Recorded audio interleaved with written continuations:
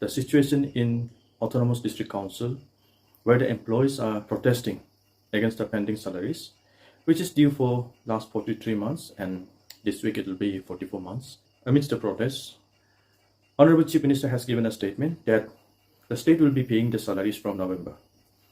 But the statement is contradictory because the employees are requesting the Executive Committee to clear the pending dues. So what Honorable Chief Minister has assured is what is to come from November. So the statement does not solve the problem. The employees have rejected the statement because it does not serve the demands of the employees.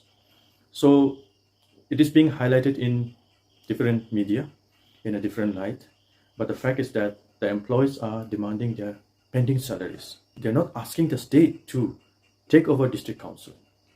This is very wrong, for which I'm clarifying on behalf of the employees, on behalf of the opposition MDCs, because even though I'm the state vice president and the elected MDC of BJP, I have been kept in the opposition by the NPP Executive Committee in spite of multiple requests by our leaders.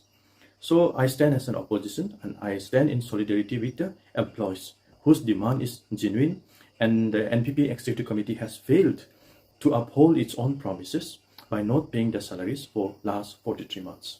Moreover, the court has given a direction to pay 2 months salary each, which I feel it violates the order of the Honorable Court, which has given a direction to District Council to pay 2 months salaries every month, but it has not been honored, which is very sad, and we feel that some of the employees might move court regarding this matter.